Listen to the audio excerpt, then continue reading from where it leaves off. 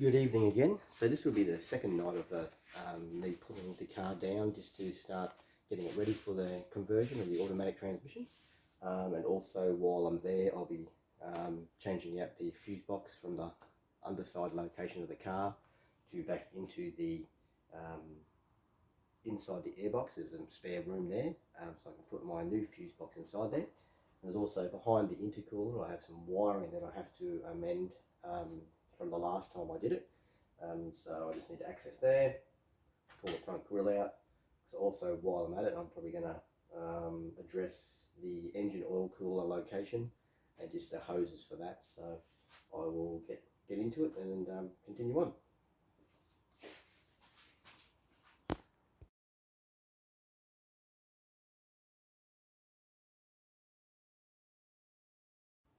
Okay, so I've got the intercooler out, the front grille out.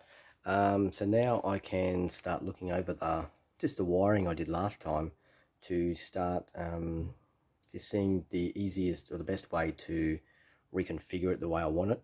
I'll give you a quick show of just what I did last time. So essentially I pulled the whole wiring harness out and rerouted it alongside the front of the front rail. So we'll just have a bit of a look at that.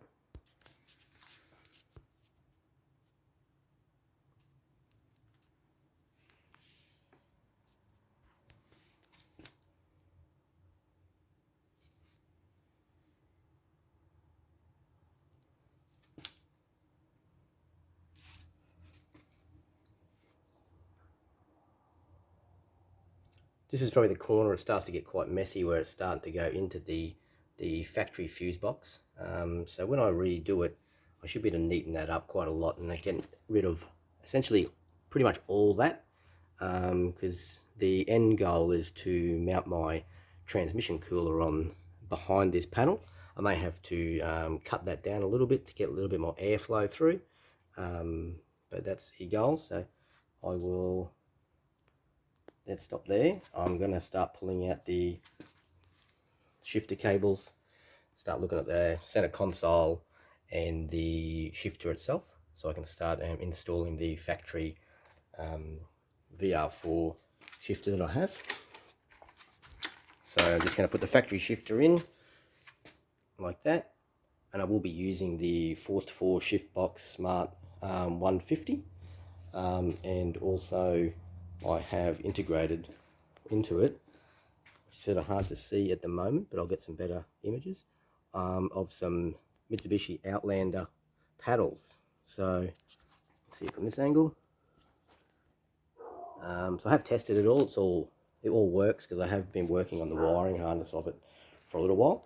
But I'll do that on another video where I can just go a little bit into depth of what I've done with the wiring on the smart the Forced Fout Smart 150 box, just to incorporate it into the wiring of the car.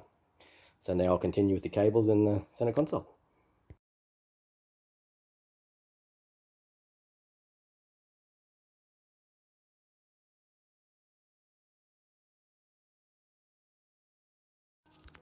Okay, so I've got the console out. Next will be I'll get the shifter cables and stuff out.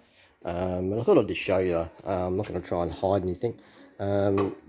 I've owned this car for quite a while, and over the years I have altered it quite a few times, especially in the stereo side and just extra wires that I've added. And it's always just a patch that I'm just adding stuff on. So this time I'm going to try and incorporate it all into just a simpler harness that, you know, looks like it's supposed to be there instead of just added into the car.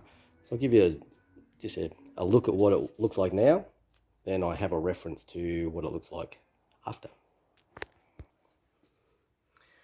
So in here I've got the wiring for the stereo system, which has actually got 8 RCAs.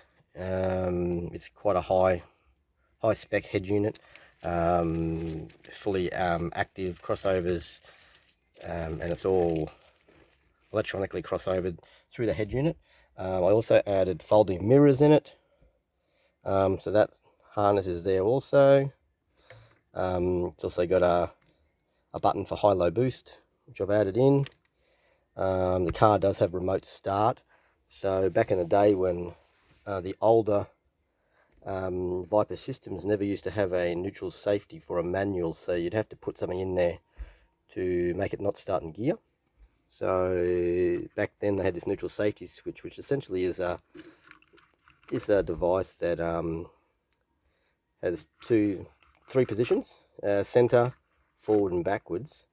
And in the center, it is closed, and then in forward or backwards, it's open contacts, or open circuit. So then the remote start function won't function. But yeah, that's the wiring that is in there at the moment. So I'll clean that up prior to putting it all back together.